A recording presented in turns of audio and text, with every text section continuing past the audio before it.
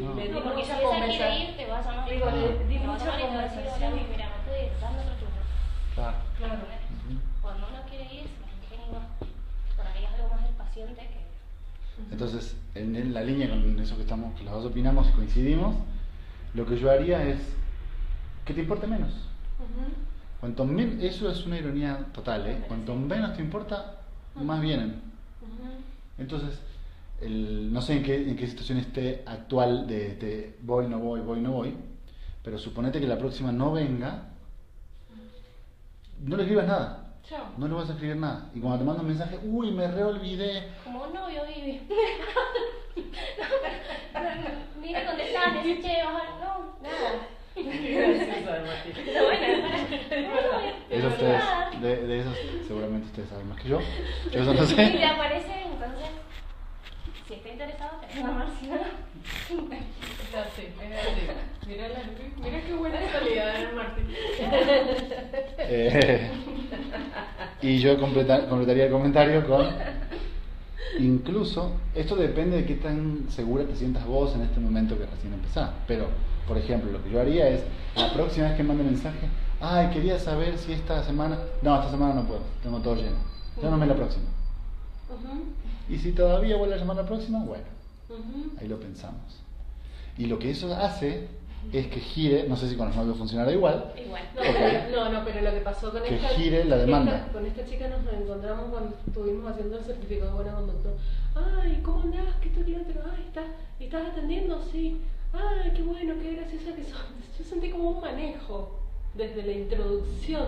Entonces yo dije, habré fallado yo en no ser firme. Eso es lo que pensé. No, porque la firmeza no es un rictus rígido o ser acartonado. La firmeza pasa por una firmeza conceptual. Claro. Si uno está firme en los conceptos que maneja en la mente, Y no decir después si estás clínicamente... con paciente, si estás eso. Bueno, no sé si eso fue la cosa, ¿entendés? Por eso yo sentí como... No, pero es que... ¿No? Es que yo no lo analizaría tanto por tu lado. Exactamente. No tiene que ver con lo que vos hagas o digas o cómo te plantaste vos. Porque si ella quiere ir, te va a llamar igual. Entonces, mirá, a mi hijo le pasa tal cosa, dame un turno, si no puedes ahora, mañana. No hay tanta demanda. Es que la pregunta es de qué lado está la demanda. Claro. Si del tuyo o del de ella. Del deseo mío seguro. Ese sí, ya lo sé. De ella no sé. Quizás ahí está el problema, ¿no? Bien, bueno. Ahora sí, estamos dando unos minutos para que se conecten todos, como siempre charlando un poquito. Y voy a arrancar, como siempre arrancamos, planteando un poco lo que vamos a hacer hoy y empezamos. Bueno, hoy nos espera la clase 2, que si pensábamos que Lacan era complicado, es porque no habíamos leído todavía Recanatí. Sí, como dijimos, un chico de 20 años con un extenso conocimiento en lógica y teoría de conjuntos. Y hoy vamos a tratar de rebuscárnoslas para ver si podemos desenredar un poco el planteamiento que él genera, que a mí me parece realmente brutal, es excelente lo que el tipo está planteando, y entiendo precisamente por qué Lacan lo invita a hablar, porque se asocia justamente con el planteamiento que Lacan viene haciendo, ¿sí? Eso lo iremos viendo más adelante. Pero antes de eso, en este transcurso de los días, un compañero, Greg, nos envió un texto que, como él bien dijo, que él creía que tenía que ver con lo que estábamos trabajando, y precisamente, ¿no? Justamente es un libro. Yo leí, él nos empezó el capítulo 1, yo después busqué el libro, se llama De la erótica a la clínica, el sujeto en entredicho, típico título lacaniano, y les pedí que lo leyeran, el capítulo 1, por lo menos, o una parte del capítulo 1, ni siquiera vamos a revisarlo todo. Tenía mucho que ver con lo que estábamos hablando en la clase anterior. ¿En qué sentido? En el sentido de que estábamos hablando de lo de las paradojas y muchas cuestiones al principio de la lectura de lo que estábamos diciendo, sin querer. Es que Cuando lo empecé a leer. yo creo que, digamos, en ese sentido es Está preciso que él nos haya enviado el texto, porque tiene mucho que ver, pero al mismo tiempo es muy distinto. Entonces por eso quería que lo leyeran, para comentarles un par de cosas. Y bueno, si quieren, vamos a empezar unos 5 o 10 minutos hablando de eso, y ahora entramos a la clase 2. Primero, ¿quién es Daniel Gerber? ¿Lo ubican a Daniel Gerber? ¿No? Es un psicoanalista argentino, si no tengo malentendido, que es bastante famoso en México. Por eso supongo que Greg lo conocerá y que nos habrá enviado este fragmento del texto. A mí me parece interesante trabajar aquí un poco. Miren, yo le voy a decir lo mismo de siempre. A mí la cuestión de los conceptos mucho no me importa, porque nosotros podemos estar en desacuerdo en muchas ideas, y eso realmente no me parece algo grave. De hecho, me parece algo rico en el análisis de la disciplina.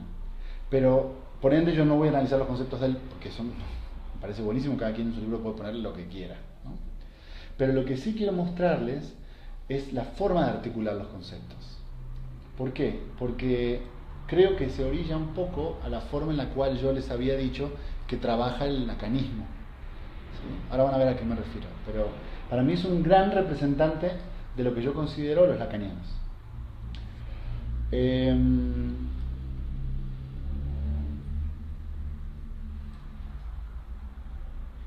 Y lo hago también, y sumo un comentario para todos ustedes, y es que si a mí me preguntaran qué me gustaría que ustedes se llevaran después de este trabajo en torno al Seminario 20, yo les respondería que no los conceptos.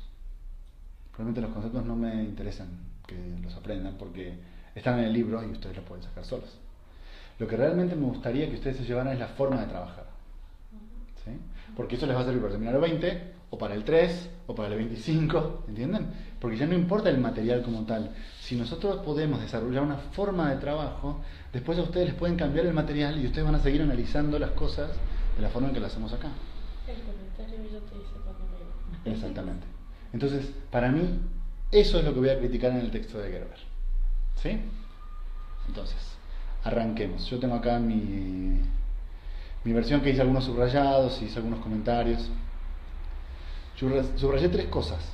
En rojo, los errores que yo considero que hay que leer. En amarillo, los aciertos. Y en verde, unas notas que te quiero compartir a vos, que seguramente ya las habrás revisado, que tienen que ver con un problema que vos estás trabajando, que es el de los tipos de goce, ¿no? Entonces, bueno, de esas no digo nada más que comentártelas, por si te sirven. Arranquemos de lo rojo. La página 14, por ejemplo, da una definición de goce. Y yo quiero que analicemos ahora todos juntos, en estos 5 o 10 minutos, la forma circular de definir las cosas. O sea, cómo en realidad no hay ninguna definición de nada. Miren, cito textual, página 14. Escuchen, esa es la clave, escuchen. Entregado al lenguaje desde antes de su nacimiento, al sujeto que habla le falta radicalmente el ser. Y uno dice, bueno, a ver, al sujeto que habla le falta el ser porque está entregado al lenguaje desde antes de nacer. Hasta ahí lo seguimos, ¿no? Y esta falta causa el deseo. Bueno, ok, podría ser. Que no puede encontrar el objeto para su satisfacción. Punto y seguido. El goce, que es la sustancia misma de este ser, está perdido desde el comienzo. Y uno dice, bueno, pará. O sea, ahí ya hubo un truco de magia. Porque veníamos hablando de que el ser no, o sea, que el sujeto no tiene ser por el hecho de estar entregado al lenguaje antes de nacer. Claro, entonces ahora parecería que el goce es la sustancia del ser. Entonces el goce es lo sustancial del ser. Y me dice, también el deseo antes. Claro, y además el deseo. ¿Ven? El problema del lacanismo son las comas. Claro. Falta, coma, deseo, coma, goce, coma, sustancia. Bueno, hasta ahí uno dice, bueno, ok, supongamos que lo vamos siguiendo, ¿no? Dice después, en el lenguaje el sujeto no está ahí sino representado, le falta el ser. Y uno dice, bueno, a ver, al sujeto le falta el ser por el hecho de estar representado en el lenguaje. Esta falta equivale al deseo, que solo se sostiene por su insatisfacción. Lacan llama goce a la sustancia de este ser, no solo perdido por razones de estructura, sino necesariamente perdido, porque de no ser así, el deseo se desvanecería y cedería su lugar a la angustia. Esa es una definición circular. O sea, al sujeto le falta el ser porque no le puede no faltar el ser. Y uno dice, no, espera, eso no es una razón. O sea, yo tengo esta computadora porque tengo esta computadora. Eso no es un argumento válido. ¿Sí? Entonces, ahí hay cosas raras, como que entonces el sujeto que habla no tiene sustancia, y esta sustancia que no tiene sería el goce, y por ende el ser estaría encarnado en la sustancia de goce. Y uno ya dice, bueno, ahí están las cosas medio extrañas, ¿no? Después abajo dice, la promesa del goce como satisfacción absoluta no se cumple jamás. Y uno dice, a ver, si el goce es la sustancia. La promesa del goce como satisfacción La absoluta. promesa del goce como satisfacción absoluta no se cumple jamás. Que obviamente, claro, uno dice, claro, sí, porque es una frase lacaniana repetida. No, la satisfacción absoluta, eso no se cumple jamás. Está bien, pero la frase aquí no tiene ningún sentido. Porque el goce era precisamente la sustancia del ser que le falta al sujeto por el hecho de hablar. Entonces, ¿a qué nos referimos con que hay una satisfacción absoluta que no se cumple? ¿Cómo que el goce se satisface? Si el goce era la sustancia ausente del ser. ¿Entienden? Sí. Después hay otras frases que me parecen no tan graves. Pareciera como que confundiera Exactamente. con deseo. Estoy completamente de acuerdo con eso. Yo creo que confunde. Y si no confunde, porque quizá el tipo no confunde, por lo menos a nosotros nos confunde. ¿Entendés? Entonces, ponele que él no se confunda, que él tenga muy clarito todo. Al lector lo confunde. Sí. Confunde La entre. frase. Confunde entre... ¿Cómo lo va diciendo? Exactamente, por cómo lo va diciendo. No hay comas, como dice él. Creo que se confunde, por ejemplo, falta, ser, satisfacción, objeto, deseo, goce y sustancia. Hizo el combo. Claro, para mí es un combo que quizás él lo entiende. Insisto, yo siempre parto del supuesto de que yo quizás soy muy estúpido. Y quizás él lo entiende, pero yo como lector, la verdad es que no lo entiendo. Entonces no me parece un buen texto, ¿entienden? Porque si esto yo se lo doy a alguien, digo, a ver, ¿vos qué entendés acá? Te dicen, no entiendo nada. Pero no, porque para mí no se entiende cómo está planteado. ¿Sí? Las partes que yo subrayé en amarillo son las que él se refiere a los textos de Lacan. Entonces eso se entiende. Porque está textual. Porque está textual. Dice, de la página 15, el goce es una noción de la que en primer término habla el derecho. Gozar de una cosa es poder usarla y hasta abusar de ella. Precisamente es para limitar esto último que el derecho elabora la categoría como usufructo. Y claro, ahí habla de lo que, exactamente, habla de lo que dice Lacan y ahí se entiende todo bien. Sí, eso se entiende muy bien. Ajá. Después en la página 16 está la diferencia de goce, que yo no sé si están bien o están mal. Que habla del goce del ser, que en el seminario 20 sería como el goce del otro. Claro, dice, en el interior de este espectro, un espectro es un abanico, ¿no? Se puede situar la noción más estrecha de goce sexual, que en sí mismo es ya una limitación del goce en general. O sea, tendríamos el goce y adentro del goce el goce sexual. El goce sexual hace límite porque depende del significante, de que es quien introduce la dimensión de lo sexual en el humano. Yo lo que digo es el problema de la argumentación, ¿entienden? O sea, si yo quiero hacer un libro sobre el goce y le doy a alguien esto para que estudie el goce, no entiende nada, porque aquí no se entiende, ¿no? O por ejemplo, frases como, esta se define como la organización fálica en tanto supone la concentración del goce sobre un órgano que el significante aísla del cuerpo.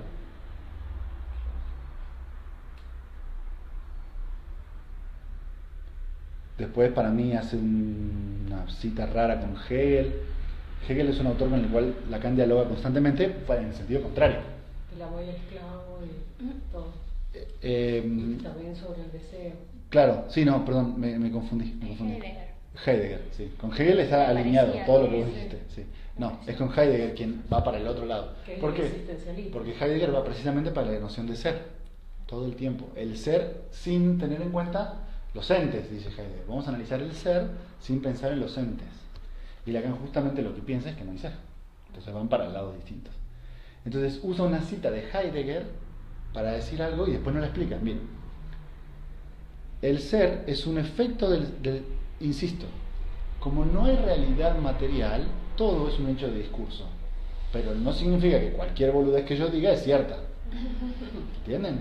El hecho de discurso tiene que tener una coherencia hacia dentro del discurso para que vaya teniendo sentido lo que estoy diciendo. Y eso es lo que falta aquí. Miren, el ser es un efecto de significado del discurso.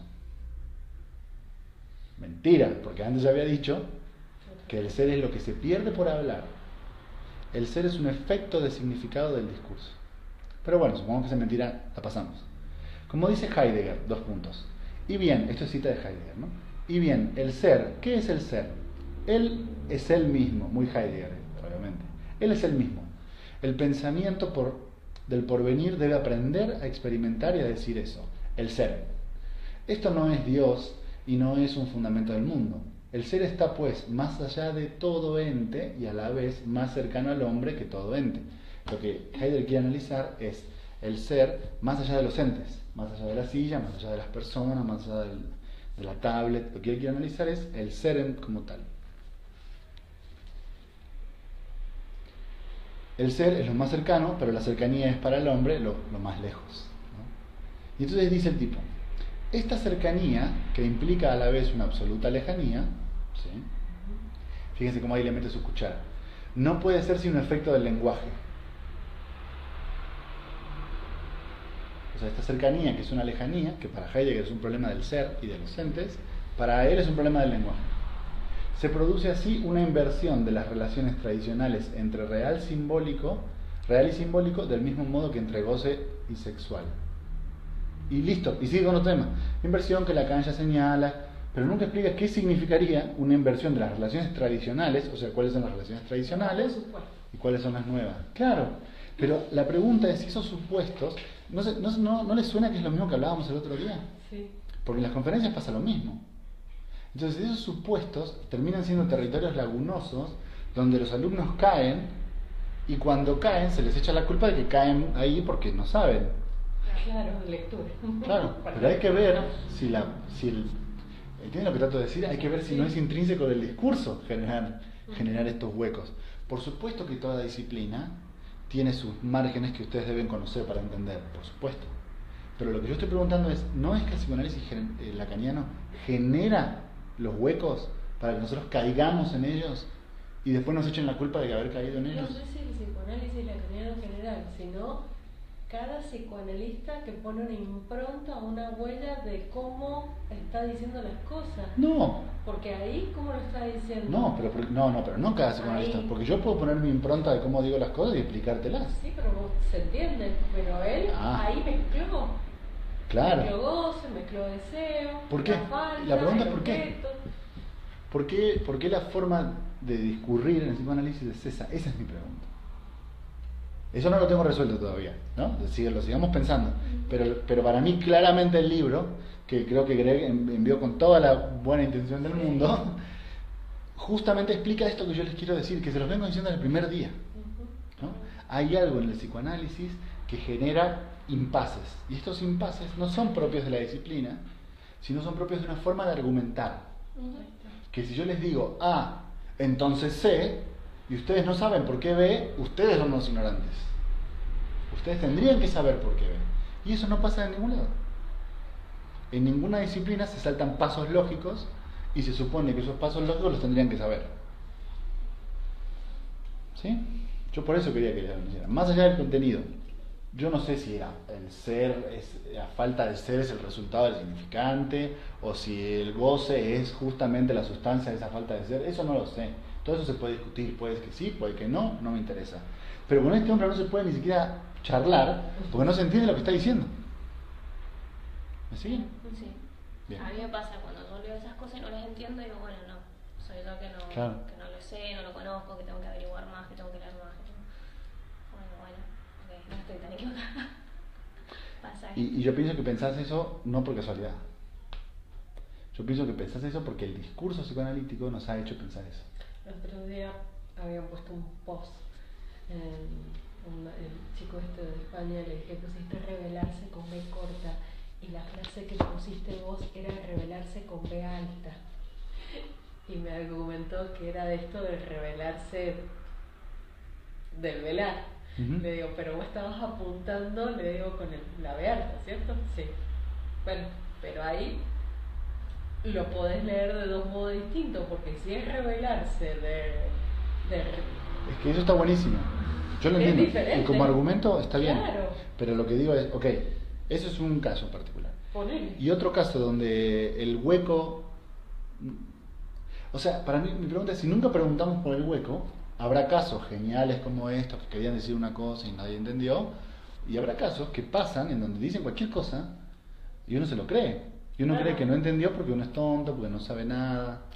¿No? Entonces, yo no estoy diciendo que mi forma argumentativa sea mejor. No, lo que estoy diciendo es que mi forma argumentativa por lo menos trata de reducir la menor cantidad de huecos posibles. ¿Entiendes? Obviamente cuando llegamos a un impasse donde digo, no, bueno, eso no entiendo nada de lo que dice ahí, buenísimo. Pero hacerse el misterioso, para mí, y echarle la culpa a los alumnos, decir, no, bueno, es que cuando leas tal libro ahora sí vas a entender. Mentira, porque estos libros están hechos así, que aunque uno lo lea 100 veces, no dicen nada. Entonces, bueno, quería aprovechar, fuera de eso, me parece buenísimo el hecho de haber enviado libros, creo que hay que seguir haciéndolo, yo cada vez que puedo los envío, así que agradecemos a Greg y a cualquiera que tenga la iniciativa de mandar material en el que se analicen las cosas que estamos trabajando. Yo solo lo señalo porque quiero mostrar eso, como para mí es una forma de trabajar el psicoanálisis lacaniano, ¿entienden? Que implica plantear ideas una tras otra, punto y seguido, punto y seguido, punto y seguido, y la verdad, último comentario, hace un tiempo dos personas distintas me pidieron que leyera sus trabajos de tesis, ¿no? Y realmente lo que yo les critiqué fue eso. Le dije que no se entiende nada. O sea, son puntos y seguidos que dicen verdades. El goce es tal, punto y seguido. Pero la falta es... Pero que entre sí no tienen ninguna articulación. Y en realidad, no creo que sea culpa de ellos. Creo que es la forma argumentativa del psicoanálisis. Así se les explicó y así están escritos los libros que leen.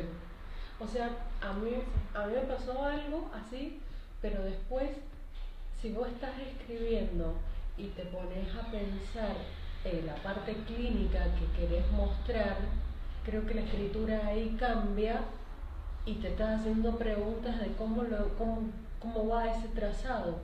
Puede ser. Porque si no, está bien. Es como que repetir como loro. Claro, exactamente. Pero para mí la teoría también. O sea, eso no tendría que ser solo de la práctica. Para mí la teoría también se tiene que analizar así. Claro. O sea, que digo, por ahí sentarse a escribir algo así y detenerse en esa laguna es todo un trabajo aparte. Sin duda. Que obviamente es mucho más fácil seguirlo y pasarlo. Estoy completamente de acuerdo. Pero meterse en esas lagunas es como muy difícil. Estoy completamente de acuerdo. Pero me parece canalla. Seguro, seguir de largo. Claro. No seguir de largo, porque bueno, uno no está obligado a trabajar mucho, si no quiere. Uno puede ser un vagoneta y está perfecto. Me parece canalla hacerle creer a los demás que si hay una laguna ahí y esa laguna no se resuelve es por culpa de ellos. Esa es la parte canalla. Porque yo puedo decir abiertamente, miren, llegué a este punto y hasta acá no puedo seguir porque de esto no sé. Claro. Me salto a otra cosa. Claro. No. Pero dejarlo así es como si así fuera, y si ustedes no lo están entendiendo y les falta análisis o les falta lectura. Pero bueno, ese es mi comentario. ¿Alguien más quiere decir algo más al respecto de esto? Por fuera de eso, las partes que cita Lacan me parecen buenísimas.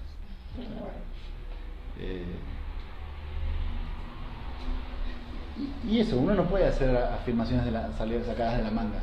Yo no puedo decir el goce es solo porque yo lo digo, ¿entienden? Y menos en un trabajo académico. Si yo digo el goce es algo, tengo que sustentarlo en algún autor, en lo que estoy leyendo, en cierta línea de razonamiento. Yo no puedo decir barbaridades solo porque yo las pienso. Bueno, ahora sí. Dicho eso, vamos a lo peor. Clase 2. Cuando uno lee la clase de Recanatí, entiende por qué Miller se la quiso saltar. ¿No? Ahí uno entiende por qué Miller dijo, no, muchachos, mejor esto, así lo dejamos y al pobre Recanatí lo eliminamos. Pero bueno, como siempre, vamos a ir avanzando con algunos puntos que a mí me parecieron importantes. Si a ustedes les va pareciendo importante algo, me lo dicen también y lo vamos a tratar de ir desarrollando. Tengo algunas anotaciones en el pizarrón. Sí, ¿qué? Perdón. Sí. La última parte... Ese es el anexo. El anexo, ¿lo vamos a ver que habla de la compacidad? ¿O ya lo vimos? Lo que me pareció pertinente del anexo lo incluí, digamos, en la explicación de compacidad. Bien, genial, eso quería La verdad es que el trabajo de Rodríguez Ponte es yo no lo he leído y no sabía si era que íbamos a andar en esto o... No, digamos, yo tomé lo que a mí me parecía más importante para explicarlo y lo expliqué. Bien. Hay puntos que son realmente muy difíciles, porque ya son de una topología que ni siquiera es topología de superficies. Es una topología donde ya son letras y números. Analizarlo, realmente te lo recomiendo, pero es complicado. Yo tuve que buscar 3 libros para poder más o menos entrar un poco a la idea, pero no. Digamos, no, sino ya estaba incluido en lo demás. Bien. Entonces, bueno, clase 2. Lacan empieza la clase diciendo un poco una broma, como, bueno, el otro día me enteré que dijeron que hablé del amor. Y se ríe, ¿qué? Yo no hablé del amor, dice él. Claro, mencionó el amor. Ustedes se imaginan, en una clase de Lacan uno no entiende nada, pescó amor y dijo, habló del amor, Lacan, listo, ¿no? Lo que está diciendo es, yo no hablé del amor, yo hablé de la tontería. Genial concepto que les voy a proponer que lo dejemos ahí anotado a medida que avancemos con el seminario. La tontería. Porque Lacan dice, mi tontería es el hecho de que yo venga acá y hable y ustedes gocen de mi sola presencia. Quería saber, vos viste que estabas trabajando con el de Paidós. ¿Habla de la tontería en ese...? No lo saqué. Estuve leyendo por la compu. Porque en el capítulo 2 de Paidós habla de la necedad. Y como que, bueno, sé que no estaba, pero no había escuchado ni siquiera lo de tontería. O sea, había palabras cuando yo lo vine trayendo que estaban diferentes. Sí, pero ¿y cómo sabes vos de la necedad? ¿O eso? Porque he leído ese seminario, pero de Paidós. Lo he leído varias veces, entonces hay algunas cosas que me las acuerdo. Pero no había visto lo de la tontería. Yo mismo te digo, lo estoy abriendo acá. Ahora te aviso.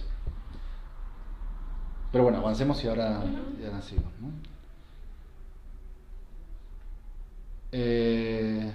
Entonces le dice, bueno, aún así, aún que la tontería sea una parte central del psicoanálisis, dice él, no por eso vamos a dejar de preguntarnos por su estatuto, ¿no? ¿Cuál es el estatuto de esta tontería que para él es tan importante y supuestamente de la cual él habló en la primera clase?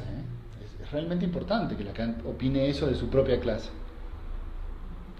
Y hay una diferencia central con el psicoanálisis, dice él, porque todos los discursos que no son el psicoanálisis, apuntan a eliminar la tontería, o sea, que tener la menor cantidad de tontería posible, y en cambio el psicoanálisis no.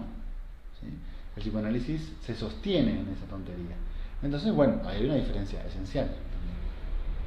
Bien, acá la tengo. La clase 1, no, esa es la del Goss, ¿no? Se llama del Goss en Miller. La 2 se llama... pero es que...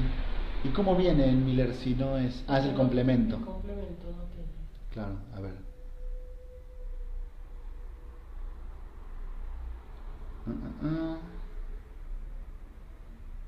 Pues en la de Paidós hay algo raro, y es que esta introducción está, esta parte, ¿sí? La introducción de Lacan está, sí. Pero no sé en qué... El complemento, como dijo Luis recién. Se llama complemento, es...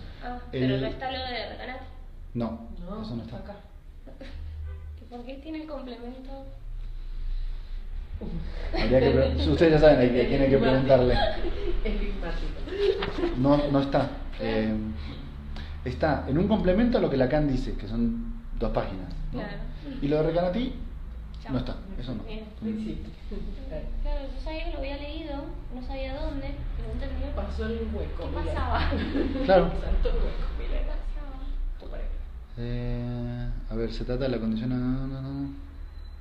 Yo hablé de la necedad. Creo que está claro para todos, aunque no se lo haya formulado a sí mismos, que en este primer seminario hablé de la necedad. Solo mi presencia en mi discurso, mi sola presencia es mi necedad. Yo siempre me había preguntado a qué se refería con necedad y acá me encontré con la tontería y dije, bueno, ahora se entiende más cuando dice tontería. Claro. Con necedad, como que no sabía de dónde, Sí. no entendía. Y lo leía. Es algo que también les he dicho. Cuando no entienden algo, no es que ustedes son tontos. Es la edición de Miller. De verdad es la edición de Miller. Les juro que así funciona. Otra cosa que también es una necedad, ahora sí, por parte de los psicoanalistas. Muchachos, este texto no se entiende nada. Debe ser que nosotros somos tontos. ¿No será que quizás el material con el que estamos trabajando es una porquería? ¿Entienden? Es básicamente lo mismo. Parece que el psicoanálisis lacaniano consiste precisamente en echarle la culpa a los aprendiendos de que ellos tienen la culpa de todo. cuando quizás no necesariamente. Por cuestión de la jerarquía. Puede ser, puede ser. Y después O quizás, se va pasando. o quizás de esto. pura ignorancia. Sí. Quizás uno no sabe que las Sí. ediciones de Miller son una basura. ¿Qué sé yo? No sé. Se lo voy a poner en estos términos. Yo no lo sabía hasta que alguien me lo dijo. Yo creo que Y algunas, si nunca te lo dicen, yo creo- quizás nunca lo sabes. Yo creo que algunos analistas psicoanalistas lo saben, porque yo te digo que el material Sí. de Rodríguez Ponte también lo están usando desde, Bueno, sí, sí, desde sí. el Foro del Mediterráneo de Sí, sí, Córdoba con Peusner. Quizás Claro. es hacer la Sí. proeza.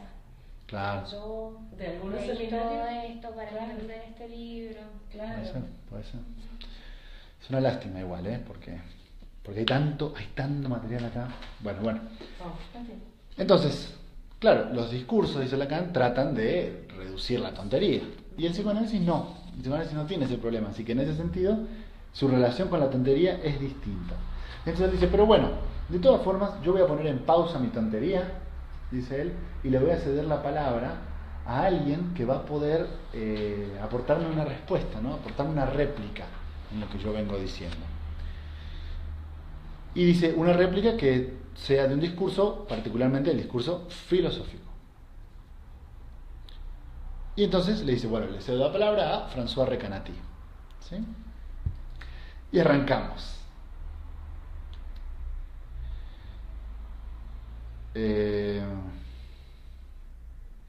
Empieza hablando de la repetición. Empieza hablando de la repetición. ¿Sí? De hecho, bueno, esto que él presenta, después él lo edita y lo publica en una revista, donde no sé si saben la historia de esa revista, que se llama Skilicet. Es una revista donde varios, ¿cómo decirlo?, pensadores franceses publicaban, y la condición de la revista era no firmar los textos, excepto Lacan. Lacan se podía firmar. Todos los demás iban sin firma, o sea, nadie sabía quién los escribía. ¿Sí? Vieron que en esa época esas revistas así estaban de moda. No había blogs, no había Facebook, no había Twitter, entonces lo más cool que uno podía tener era tener una revista. Y él edita el texto digamos, lo arregla y lo presenta, lo publica con el nombre Predicación y Ordenación, ¿sí? Que son los dos temas que él va a tratar. La predicación, que ahora vamos a hablar de qué se refiere, y la ordenación, que es lo que tengo ahí preparado para ustedes, si es que llegamos hoy. Entonces arranca con la idea de la repetición. Vamos allá entonces, ¿sí? Estoy en la página 5, voy a citar textual. Bueno, perdón, rápido. Lo que dice Recanati al principio es, no me va a dar tiempo.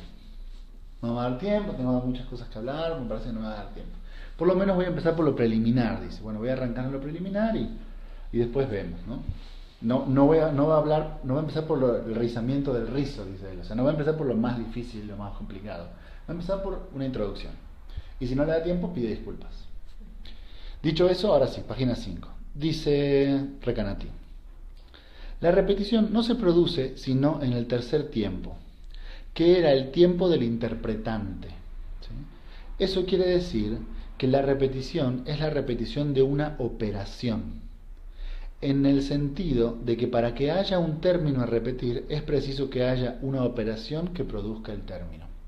Ya eso está buenísimo, porque nosotros pensamos repetición en el sentido del 1 más 1 más 1 más 1, o 2 más 2 más 2, o una silla más otra silla, que se repite, que se repite, que se repite.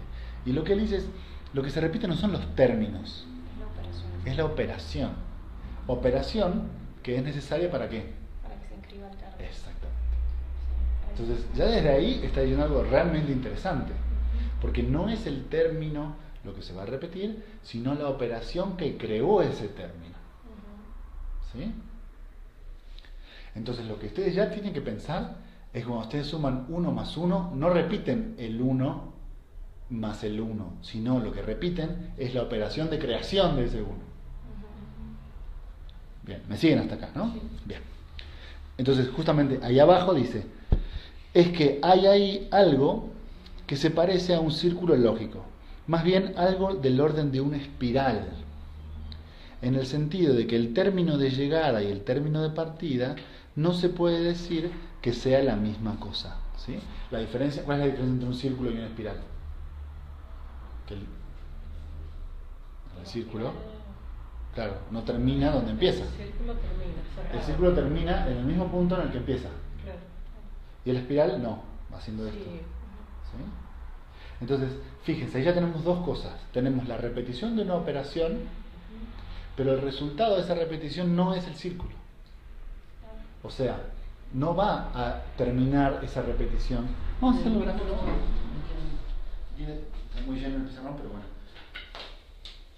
Si ustedes tienen un círculo, este punto, que es el punto donde comienzan, justo ahí se termina. La diferencia con una espiral es que el punto en donde ustedes comienzan difiere del punto donde ustedes terminan. ¿Sí? Entonces, en el planteamiento de Recanati ya van a tener dos cosas. La primera, lo que se repite no son los términos. Segundo, por no repetir términos hay un movimiento. Estamos hablando de cosas estrictamente lógicas y teoría de conjunto, ¿sí? Así que vamos por partes. Pero aquí ya tenemos dos pistas. El movimiento y el hecho de que no se repite son términos. ¿Me siguen hasta acá? Sí. A continuación lo dice que el término de partida dice... ¿Dónde estás? ¿En qué página estás? En la 6. Perfecto. A continuación. Dice, lo que está dado es el término de partida, es el mismo que el término de llegada. Es más bien, el término de llegada es que es el mismo que el término de partida. Lo dice como Es todo... un genio. Pero ¿se entiende lo que está...? Pero seguí, termina la frase porque ahí acá está es la... donde está, dice, pero el término de partida misma no es ya el mismo, se vuelve el mismo. Exactamente. Pero solamente a precu. Exactamente. O sea, que incluso, aunque terminaras en el mismo punto, él dice, no es que el primer punto... Esto es loco, pero vamos despacito. No es que uno termina en el mismo punto donde empezó, sino más bien que uno empezó en el punto donde está terminando.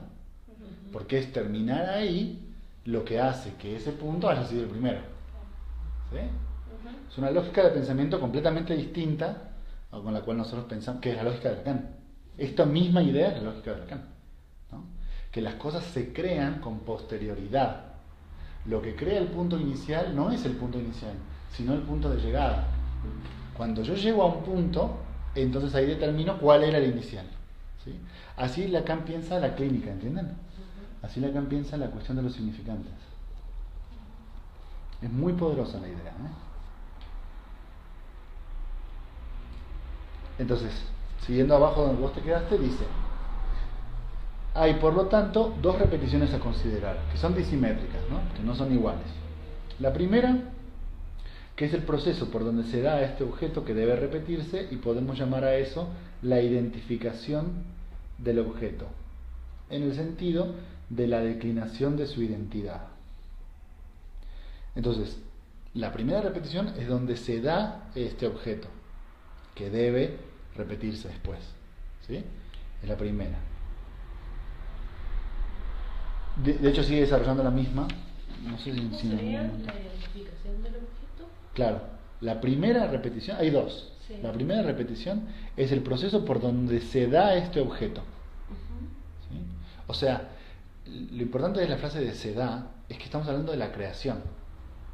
Y estamos hablando de algo que Lacan llama creación ex nihilo. ¿Alguien sabe lo que significa ex nihilo en latín? No sé explicar. Recién estaba pensando en eso. Ex nihilo en latín significa de la nada. ¿Sí? El otro día escuché una forma de explicar esto que me pareció buenísima, de Alfredo Edelstein, de Apertura. Y él dijo, hay dos formas distintas de pensar el significante. El significante que nomina las cosas, que es Adán poniéndole nombre a los animales. O sea, Dios le dice, bueno Adán, ahí están todos los animales, ahora ponles nombre. Este es un león, este es un perro, este es una jirafa, ¿no? Esto es tal, esto es una tortuga. Esa es una forma de pensar el significante, que es, hay cosas y a las cosas yo les pongo nombre. Eso es Adán. Y la otra es la ex nihilo, que es la de Dios. Dios, ¿de dónde creó a Adán y a Eva? ¿De dónde creó el mundo? ¿De dónde creó la luz y las tinieblas? De la nada. No había nada. Eso es realmente muy difícil de pensar, ¿eh? Pero no había nada y de la nada se crea algo. Lo que Recanati quiere hablar aquí es precisamente esto. Cómo de la nada se puede crear algo. Por eso cuando dice que la primera repetición es la que da el objeto, se refiere a este primer momento. El verbo, no me quiero adelantar.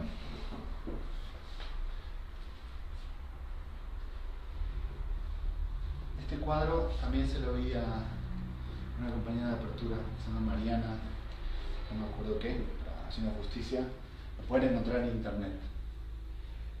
Esto no, pero esto sí. Lo importante de esta idea es que en toda esta lógica que va a desarrollar Recanati, el verbo funda un concepto. ¿Sí? Entonces, cuando yo digo hay o existe, no estoy nombrando algo que está. Por ejemplo, yo no estoy diciendo hay un marcador o hay un elefante. Cuando yo lo digo, esto es una operación o una función de creación. Cuando yo digo que hay algo, lo estoy creando. En el sentido de que antes que yo dijera que había, no había nada. ¿Así hasta acá? Por eso es ex nihilo. Y obviamente Lacan se pone de ese lado. Freud se pone del otro lado. ¿Se acuerdan, no? Porque Freud dice, no, a ver, el bebé nace y primero es una bolsa de pulsiones, bla, bla, bla, bla, bla, y después el lenguaje lo irá definiendo. Está bien. Pero esa no es la idea de Lacan. Porque la idea de Lacan no es que el lenguaje nombra cosas, como para Freud, sino que el lenguaje crea cosas, de la nada. ¿Me siguen hasta acá? Ese plus sería la nada No. que produce un objeto y un plus, ¿no? Ese plus es el uno más. Oh.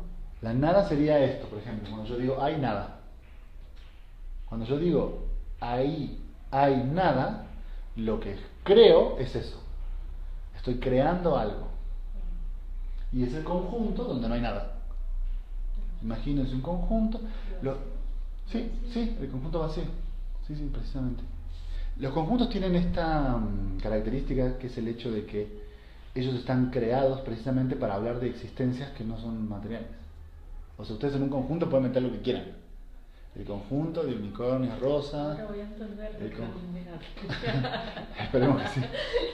El conjunto de lo que ustedes quieran, ¿entienden? Porque la materialidad que tienen los conjuntos es precisamente crear cosas de la nada. ¿Vamos bien, Martina? Sí. ¿Se entiende hasta ahí? Sí. O sea, esto de la identificación del objeto es lo que explica más adelante, que habla del soporte indiferenciado. Sí. Es lo que tiene que ver con la identidad, de que A sea A. Vamos a hacer ya. Dice, cuando se declina esta identidad del objeto, esta identidad declina también, lisa y llanamente. Y la tautología, esto es lo importante, y la tautología significa repetición, ¿no? Y la tautología inicial A es A, de la que recordamos que Wittgenstein dice que es un forzamiento desprovisto de sentido, es propiamente lo que instituye el sentido. Entonces, A es un concepto en el cual se había basado durante muchísimo tiempo la filosofía y la matemática. O sea, el concepto de identidad. Identidad significa precisamente A es igual a A. Esto sería como el semejante en la posición. No, esto es pura lógica. Es No. lógica, pero. Esto no tiene nada que ver con psicoanálisis. Porque no podemos hablar de identidad. Me parece que. Sí, es que nosotros, depende. Por eso. Nosotros no podemos hablar de. Nosotros en psicoanálisis no podemos hablar de identidad porque Lacan dijo esto. Claro. Pero en Freud hay identidad. Sí. De hecho, el otro día una persona supervisando me dijo, es que después es que mi paciente se despersonalizó. Y yo, ¿qué significa eso? Que pensó que no era el mismo. Y yo pensé, claro, ese chico no sabe nada de psicoanálisis. Porque precisamente nosotros, en nuestro concepto central, tenemos el problema de que todos estamos despersonalizados. ¿Por qué? Porque A no es A.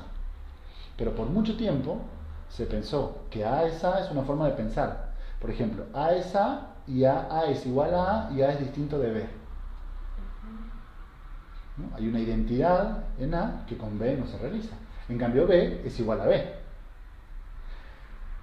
Dice, bueno, vamos a analizar lo que dice Recanati sobre el tema. Pero aquí esto no tiene nada que ver con psicoanálisis, esto es lógica pura. Entonces vamos al A es A. Es decir, que en el A es A se presenta ante todo como el soporte indiferenciado, completamente potencial, de todo lo que puede llegarle como determinación. Entonces A... No, voy a borrar el tercer, después lo repetimos. Si ustedes tienen la frase A es A, dice Recanati, lo que tenemos es que la primera, ¿me lo podrías leer, Martina, otra vez? Sí. Así lo voy anotando, lo más importante.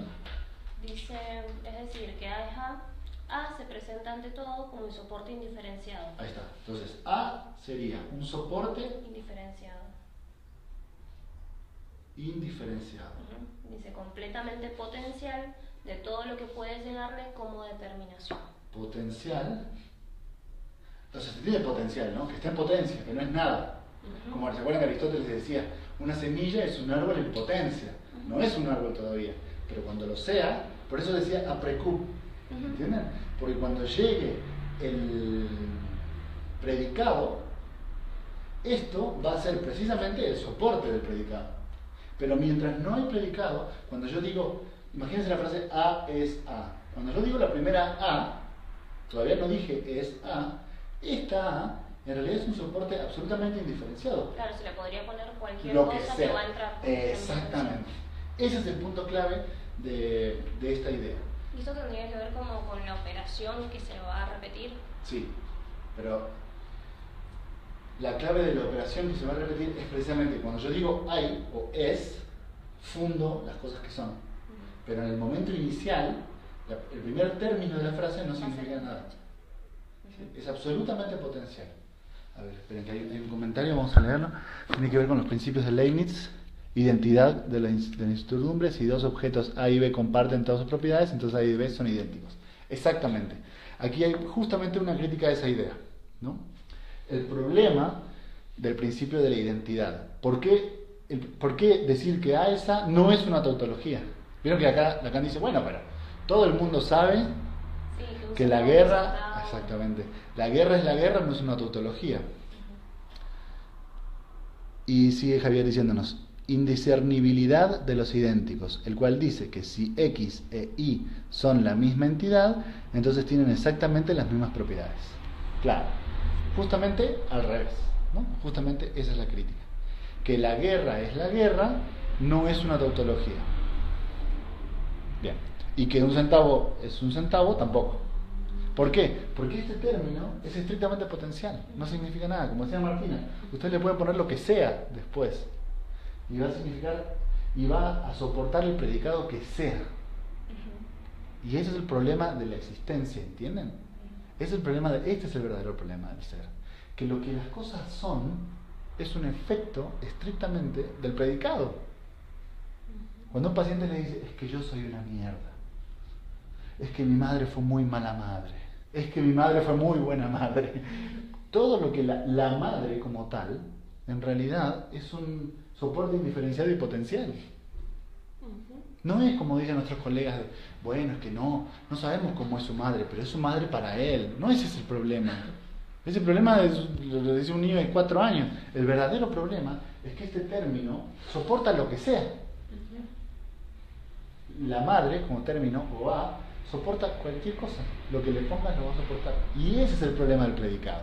¿Entienden? Muy bien. Déjenme agarrar un poquito de agua.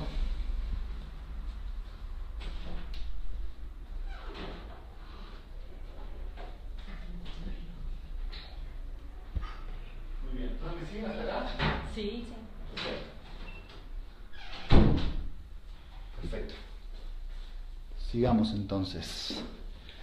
Javier, a medida que vas comentando, nosotros vamos leyendo tus aportes. Así que adelante. Sigo un poquito entonces con el texto. Voy a retomar donde leía Martina.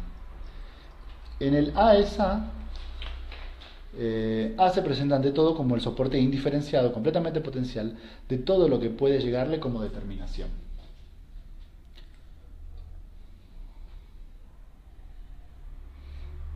Como determinación de la predicación.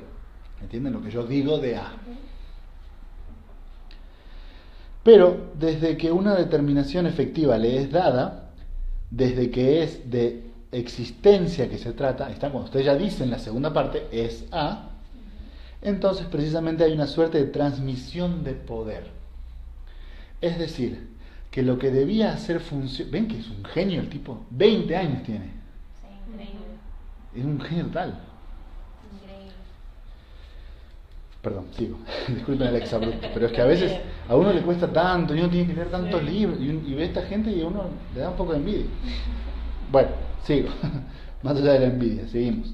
Entonces, precisamente hay una suerte de transmisión de poder. Es decir, que lo que debía hacer función de soporte, en este caso este A indeterminado, o sea, Sí. ¿no?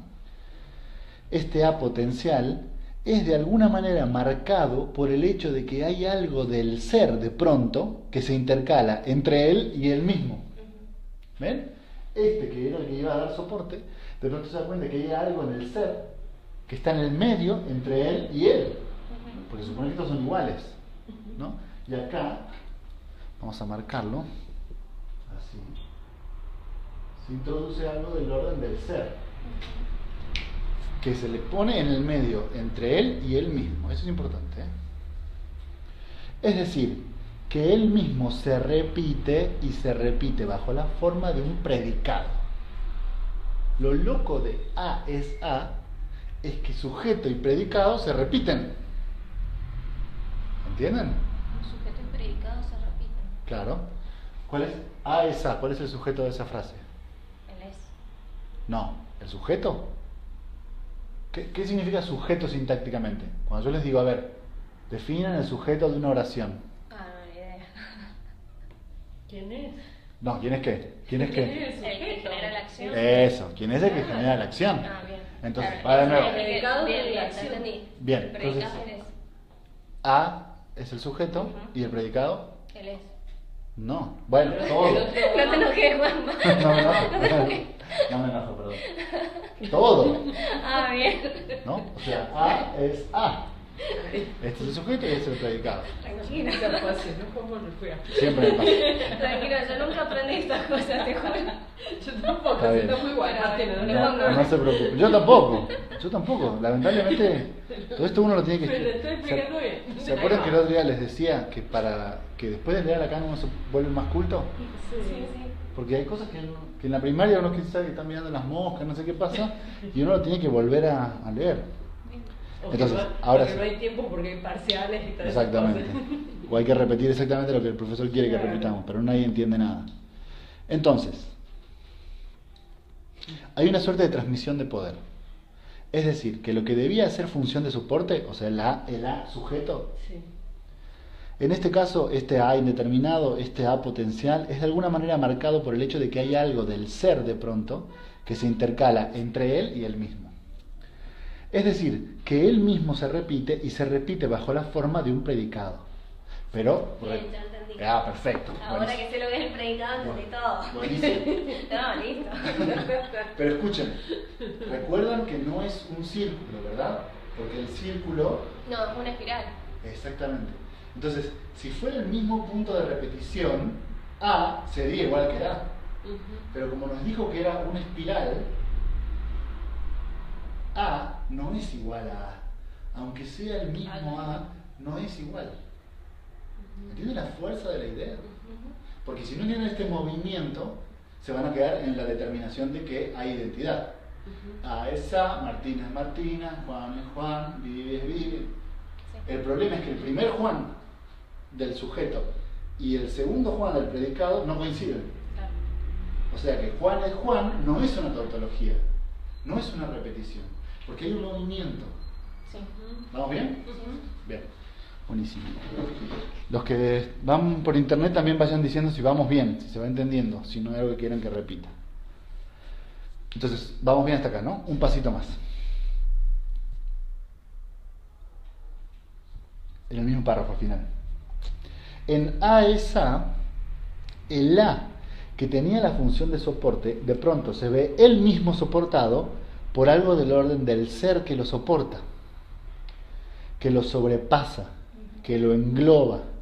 Y él mismo no es en esta relación más que lo que predica la predicación, en tanto que la predicación es lo que soporta al ser. ¿Entienden? Miren, yo se los explico acá. Este se suponía que iba a soportar todo, Sí. ¿no? Era el soporte indiferenciado. Sí. Cuando ustedes le agregan el final de la frase, o sea, el predicado es a, el problema que se genera, dice Recanati, es que este problema del ser sobrepasa la engloba en una situación en la cual de pronto este ser es soportado por esta predicación. ¿Entienden? La clave del este punto es clave para Lacan. El problema del ser para Lacan es que el ser implica un predicado. Cuando ustedes hablan en predicados, que siempre hablan en predicados, siempre sostienen el ser. Mi mamá es una maldita. Mi papá fue el mejor del mundo. Mi hermano es tal cosa. Siempre que ustedes hablan, generan una predicación. Y esta predicación sostiene el problema del ser. ¿Por qué? Porque, dice Lacan, la predicación se sostiene en el es. Y todo esto sostiene a esto. ¿Sí? ¿Ven el movimiento? Sí. El ser sostiene a la primera A, que iba a ser el soporte y ya no lo es. Y la segunda A sostiene al ser. Siempre la predicación sostiene el ser. ¿Sí? ¿Seguras? Les veo caras de confusión, no las veo tan contentas como recién. Vamos, ¿Sí? sigamos, ¿Vamos? sigamos, Bueno. sigamos. Entonces Lacan interrumpe y dice, y bueno, obvio, porque todos saben que la guerra no es una repetición. Y Recanati dice, bueno, sí. Y él dice, no, porque también todos saben que un centavo no es un centavo, ¿no? Ahí no hay una cuestión repetitiva. Y entonces se introduce un texto que yo he tratado de buscar para encontrárselos y la verdad es que no lo he encontrado, por eso no se los he mandado, pero en cuanto lo encuentre se los voy a mandar, que es la lógica de Port-Royal. Porque Recanati dice, bueno, es que ahora que usted lo dice así, sí, lo fuerte de mi argumentación, dice él, es la lógica de Port-Royal. Lo que yo quiero compartirles a ustedes es la lógica de Port-Royal, que es un texto, es un manual de lógica del 1600. Sí, quizás por eso no lo he encontrado en PDF todavía.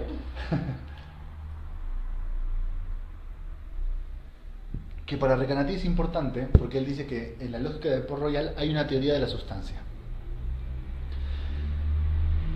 Una teoría de la sustancia que no depende de las cosas materiales, sino que es una sustancia creada así.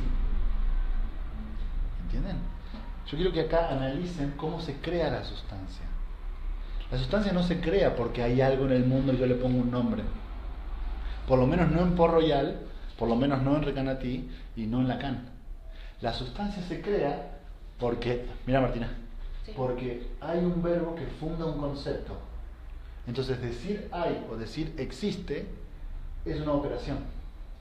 Opera creando cosas. Esa es la sustancia que Recanati nos quiere enseñar.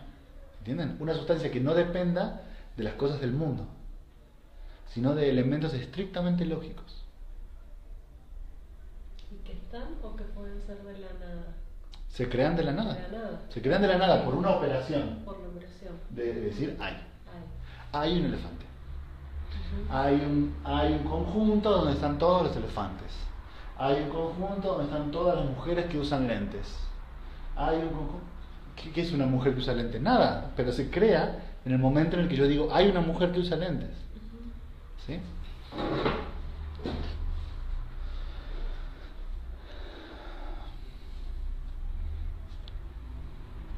Bien. Me salto un pedacito porque ahora vamos a volver a ese problema, que lo voy a explicar, digamos, un poco aparte. Es el mismo problema, o sea, esto es el mismo problema, pero explicado matemáticamente. Pero es exactamente lo mismo. Ahora lo desarrolla Recanati. Vuelvo a él.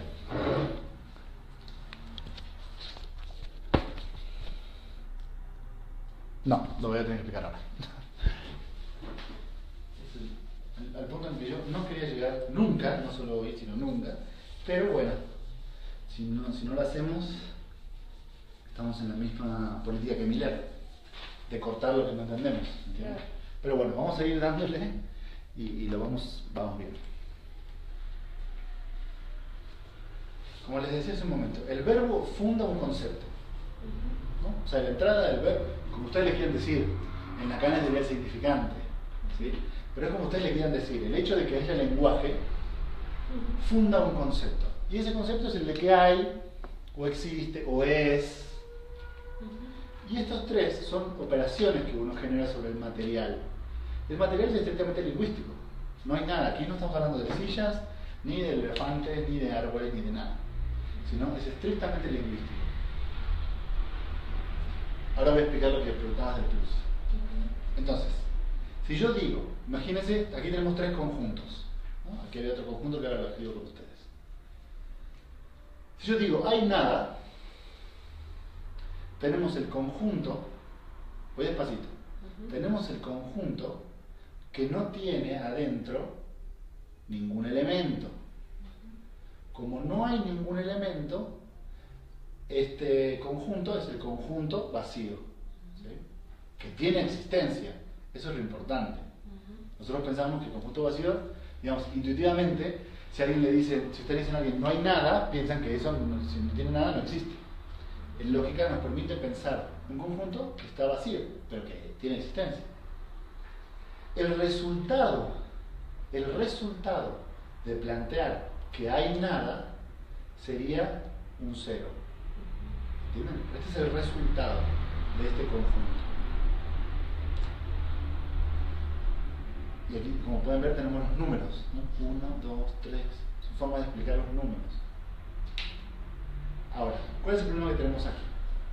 Si nosotros decimos hay uno, que es la famosa frase de Lacan, o hay de lo uno, este conjunto en realidad está compuesto por un conjunto. ¿Entienden? Adentro del conjunto este tenemos un conjunto. ¿Cuál es? En el uno. No. El vacío. El conjunto vacío. Ah, bueno, eso significa conjunto vacío. Quizás Sí. me faltó explicar. Este símbolo significa conjunto vacío. Un conjunto que no tiene elementos, pero es un conjunto. Entonces, adentro del conjunto tenemos un conjunto. Y ese conjunto anterior pasa a ser un elemento del nuevo conjunto. Y ese es el unati. Sí. Ay, famoso. Sí, pero espera, estás adelantando. Mira la cara de Martín. Estás adelantando. Entonces, ¿cuántos elementos? Es muy simple, mira. ¿Cuántos elementos tenemos adentro de este conjunto? ¿Cuántos hay? El conjunto vacío, uno. Uno. Porque aunque sea el conjunto vacío, es un elemento. Sí. Entonces acá le anotamos el 1. Vamos ahora hacia el 2. Con el 2 va a quedar claro. Esa apuesta. Lo sé porque yo lo entendí en el otro.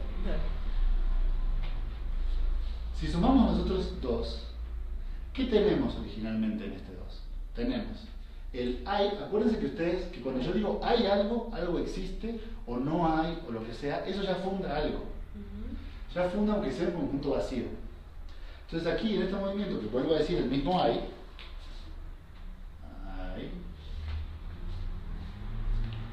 tenemos el conjunto vacío, que fue formado por el hay, y tenemos el conjunto que tiene por elemento el conjunto vacío, que sería este. ¿Entienden? Entonces tenemos este conjunto y este conjunto. Tiene los dos conjuntos. Tiene los dos conjuntos. Entonces, este conjunto, ¿cuántos conjuntos tiene? 2. ¿Cuáles? El conjunto vacío y el conjunto unari. Exactamente. Entonces tenemos un 2. Pero lo que quiero que vean es cómo este 2 es el resultado de este conjunto. ¿Entienden? Este es el plus.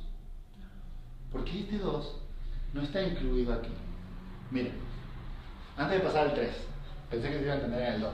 No estoy preocupado. No, igual sí lo Ah. entiendo, lo que pasa es que yo lo entendía distinto, pero es más o menos lo mismo. Ah, bueno, ahora vos nos explicás. Porque No, quizás tu no forma- se hagan problema. No. Lo pienso porque Se entiende mejor. quizás tu forma es mejor, por lo menos más sencilla para entender. Yo a veces siento que me enredo mucho cuando explico esto. No, imagínate que yo esto lo estoy pensando con agujeros en remera. Como para el Está bien. conjunto vacío de un Exactamente, agujero. pero es lo mismo. Porque cualquier cosa que vos puedas contar, lo contás así. Porque lo que se cuenta no son árboles, ni patos, ni gallinas, ni agujeros. Lo que se cuenta es esto. ¿Cuál es el problema del plus? Ahí va tu pregunta. Imagínense, hay una paradoja lógica, que fue una paradoja que tardó mucho tiempo en resolverse, y es, imagínense un conjunto en el cual estén todos los conjuntos. Vamos a dibujarlo. Un conjunto en el cual estén todos los conjuntos. ¿Qué conjunto? Y el conjunto vacío, el conjunto de todos los unicornios rosas que hay en el mundo, todos los conjuntos, todos los conjuntos que ustedes digan, ¿no? Un X número de conjuntos. Bueno,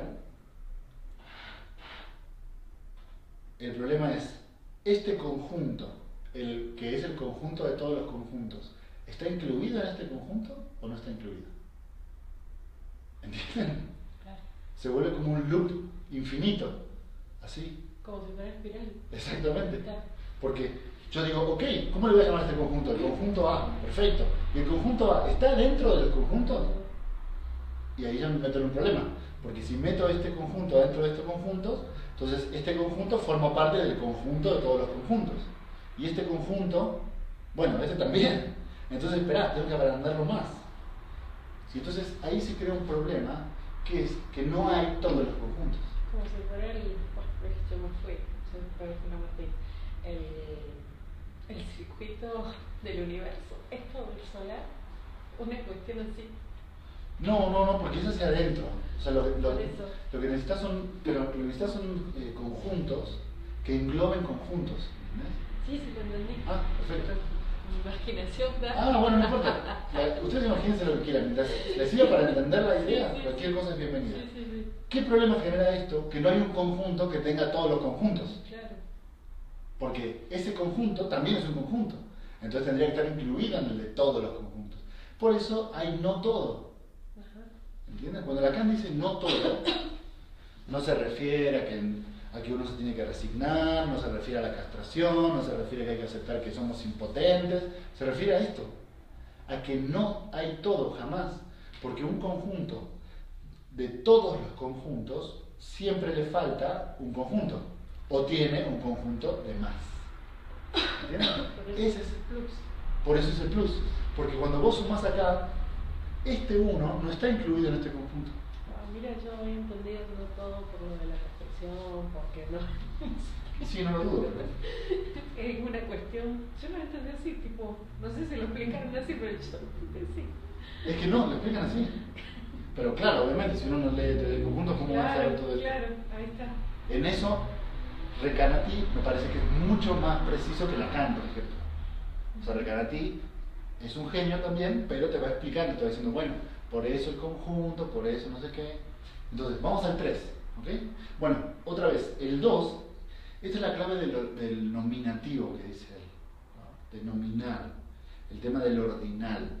El número que le da orden a esto siempre lo hace hacia atrás. Porque 2 es este conjunto y 1 es este conjunto. El número, o sea, el número que representa el conjunto siempre se da después. O sea, es 1 más 1. Esto es lo que también explica con el banquete, que dice que le han dado vuelta el rostro y que por eso siempre ven lo que precede. Exactamente. Sí, pero eso me parece metafórico. Seguro.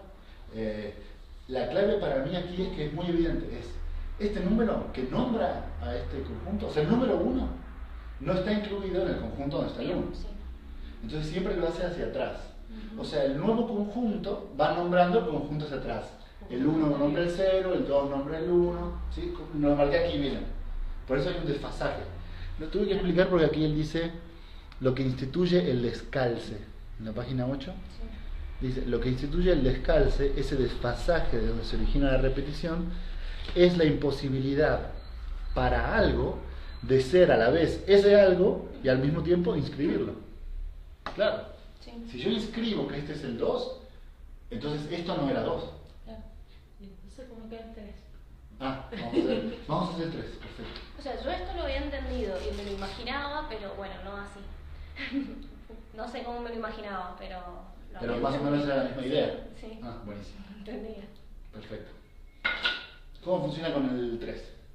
Exactamente igual. Pero vos me vas diciendo despacio. Primero el vacío, ¿no? Vacío. ¿Qué más? Después el conjunto binario. Que sería, ¿cómo lo dibujo? El el conjunto vacío. y con su único rasgo. Sí. Su único... Bien. Y ¿Y qué va entonces aquel otro? el 2. El 2 ¿Cómo lo sería el conjunto vacío y el conjunto nervioso. Así como. Y si siguen, Así. es infinito. Esto es contar. Esto, lo importante de esta idea es que esto les permite contar sin tener cosas que contar. ¿Entienden? Ahí se pueden dar cuenta cómo contar es una operación lógica. Por eso decía que contar era nombrar. Nombrar quiere decir colocar un nombre. Exactamente. Contar es nombrar y nombrar es colocar un nombre y el nombre siempre se coloca hacia atrás. Porque el resultado de esta operación, ¿cuál es? 3.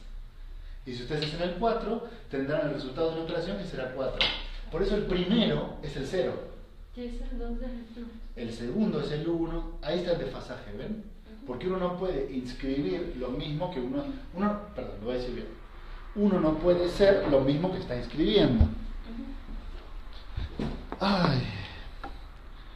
Fíjense que pensé que me iba a costar mucho más explicarlo de lo que me costó. No por ustedes, por mi propia incapacidad. Bueno, retomamos desde ahí, ¿les parece? Vamos de... perfecto. Muy bien.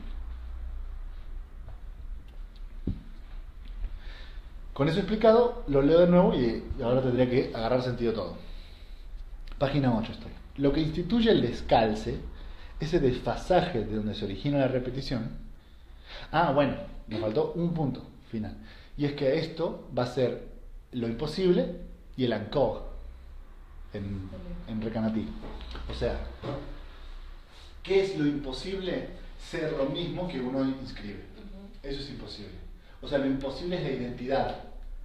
Que uno sea uno. Porque en realidad uno siempre es el anterior. Y 2 siempre es el anterior. No hay identidad. ¿Sí? Eso es lo imposible. Y 2, el encore es la repetición. Para intentar resolverlo. Sí. Que nunca cesa. ¿Entienden? Porque como siempre se genera este problema, se repite y se repite y se repite hasta el infinito. No cesa de inscribirse. Exactamente. Sería. No cesa de inscribirse y no cesa de no inscribirse. Porque por un lado se inscribe el número anterior. Ahora entiendo el no cesa de no inscribirse. Claro. Bien. Perfecto, buenísimo. Muy bien. Así de gran clase entonces. Bien. Hay muchas cosas que hablar. Nada. Por un lado no cesa de inscribir, en el sentido de que cada vez que sumo uno inscribo el anterior, pero por otro lado no se inscribe porque uno nunca se puede inscribir a sí mismo. Pero muy bien. Yo preguntaba, ¿viste qué? Entonces, no, tenés que volver a leer. A ver. Mira cómo estamos. Ay, Me preguntan en internet, Juan, ¿lo que llamas conjunto dentro de los conjuntos no se llama subconjunto? Sí. Claro. Se llama subconjunto. Bueno, es una pregunta complicada, la voy a responder así. Sí, en el sentido de que es un conjunto dentro de otro. No en el sentido de que un conjunto dentro de otro conjunto ya se vuelve un elemento del conjunto. O sea, imaginemos que yo tengo un conjunto, el conjunto de los elefantes rosa. ¿No? Voy a borrar el 3 que... Bueno, sí, voy a borrar el 3 que... Imagínense que tengo el conjunto de los elefantes rosa, que voy a llamar el conjunto A. En él están todos los elefantes rosa, este y el otro. ¿Sí? El conjunto A su vez, es un subconjunto de todos los elefantes, que lo voy a llamar conjunto B. ¿Por qué? Porque acá está el elefante marrón, el elefante azul, el elefante violeta, que son elefantes, pero no son rosas. Entonces, ¿esto es un subconjunto? ¿El A es un subconjunto del conjunto B? Sí, pero al mismo tiempo es un elemento. ¿Sí? Entonces, sí, o sea, la respuesta es sí, con la aclaración de que vuelve a ser un elemento. Entonces A ya es un elemento del conjunto. ¿Sí? ¿Qué? Que los elefantes forman parte del reino animal, pone. Exacto, y así vas agrandando, y así vas agrandando. El único verdadero problema en conjunto es que nunca vas a encontrar un conjunto de todo. Un conjunto donde entren todos los conjuntos. Porque siempre hay un más uno. O menos uno, como ustedes lo quieren pensar. Siempre hay algo, eso es el encore. Siempre hay algo que hay que volver a hacer, que hay que repetir. A ver, Una pregunta más para ver si vamos entendiendo todos. Claro, es que en ese sentido no podría haber subconjuntos, porque supongo que todos serían subconjuntos. Exactamente. ¿Cuál sería entonces el conjunto A? O sea, el conjunto total o verdadero. No creo que lo haya. Exactamente, porque el verdadero problema es que no se puede terminar de inscribir un conjunto que inscriba todos los conjuntos, porque él, como conjunto, queda fuera. El rencor sería esto de volver a repetir. Sí. ¿Y por qué habías dicho al principio que también era como todavía? Sí, todavía, aún más, otra vez. Tiene Pero, que ver con el repetir. claro, pero el repetir porque nunca cesa de no inscribirse, entonces hay que volverlo a hacer. Y hay que volverlo a hacer, pero no por la presión de muerte, ni porque hay mucho goce, ni poco goce, sino porque hay un problema lógico, que es que cuando yo inscribo un conjunto, ese conjunto nunca es lo que se inscribe. ¿Sí? Perfecto. Bien. Vuelvo entonces. Lo que instituye el descalce, ese desfasaje de donde se origina la repetición, es la imposibilidad para algo de ser a la vez ese algo y al mismo tiempo inscribirlo. Digo así como si hubiera 15 días leyendo como lo digo así como bien. La existencia de algo no se inscribe más que para otra cosa. Eso está claro también, ¿no? O sea, yo soy 2 para el 3. Por eso no hay 2 sin 3. Eso es lo que significa realmente no hay 2 sin 3. Que lo que me inscribe a mí es el próximo. Y Lacan con el significante hace precisamente lo mismo. Por eso es importante esto. Porque Lacan dice, bueno, lo que inscribe al significante es el siguiente significante. No hay identidad en los significantes. Y eso no lo toma de Saussure, ni de la lingüística, ni lo toma de la teoría de conjuntos. No, de la teoría de conjuntos. La existencia de algo no se inscribe más que para otra cosa. Eso no se inscribe sino cuando es otra cosa la que es dada. Si es que es de existencia puntual que se trata, algo no se inscribe. La existencia de algo no se inscribe más que en el momento en que ella declina. ¿Entienden, no? Cuando yo como conjunto 2 soy aplastado, ahí existe 2. Porque ya viene el 3. Como aplastado. Claro, para Recanatí aplastado significa ser incluido en el próximo conjunto. Ah, bien. Entonces el 2 se aplasta, entra en el conjunto 3 y ahí se llama 2. Bien, sí. Entonces mi existencia tiene que ser, para poder inscribir, tiene que ser aplastada. La existencia de algo no se inscribe más que en el momento en que ella declina, desde el momento en que es cuestión de otra existencia. ¿Sí? Creo que esto está muy claro, ¿verdad?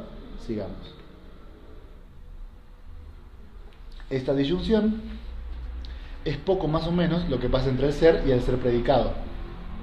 Pasa exactamente lo mismo, ¿no? O sea, el ser... bueno, no lo tengo ya, pero... Era A. Es A. El ser le sucede lo mismo con el ser predicado. Este ser predicado aplasta al ser.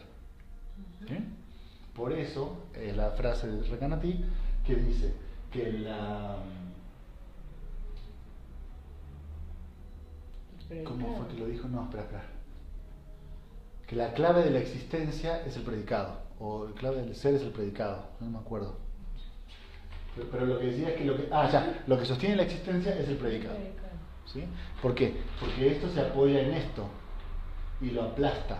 En el mismo sentido en que el 2 aplasta al 1, el 3 al 2, el 4 al 3, en el mismo sentido. Bien, seguimos en la 8 al final. Lo que soporta, ... Recuerdan ustedes que la última vez que Lacan caracterizó el ser, como siendo sección de predicado. Sección de predicado. Y eso es propiamente hablando lo que está en cuestión. Y voy a ofrecer enseguida algunas reflexiones, aunque más no sea sobre esta fórmula, sección de predicado, que hace sentir inmediatamente la recurrencia en la que se construye lo que justamente es supuesto soportar todo predicado. Se supone del ser, se supone de él que va a soportar todo predicado, ¿no? Aquí lo ven bien clarito en la flecha. Es el predicado, el ser lo tendría que soportar. Es decir, que el ser, lo que soporta los predicados antes de la predicación, eso está muy bueno, hay una definición de ser. El ser es lo que soporta a los predicados antes de la predicación. Cuando un paciente le dice, es que yo soy, ahí el ser sostiene el ser está sosteniendo toda la fuerza de la predicación, ¿entienden? Antes de que diga qué es. Si ustedes interrumpen ahí una sesión, es que yo soy, y cortan ahí, lo que van a generar es este problema. Que él se dé cuenta que lo fuerte está puesto en el ser y no en el predicado. ¿Sí? Bien. Y de una cierta manera, si hay sección de predicado para encontrar el ser, esto quiere decir que lo que soporta a los predicados es lo que no está en los predicados. Eso está claro, ¿no? El ser no está en lo predicado, sino está justo antes. Es justamente lo que está ausente de los predicados, lo que está ausente en la predicación. Yo soy tal cosa. Ese tal cosa es el predicado, la predicación. Lo que está ausente ahí es el ser, y es lo que va a soportar todo el peso del predicado. Cuando acá dice sujeto, se refiere a problemas de sujeto y predicado, no se refiere a una persona. Bien.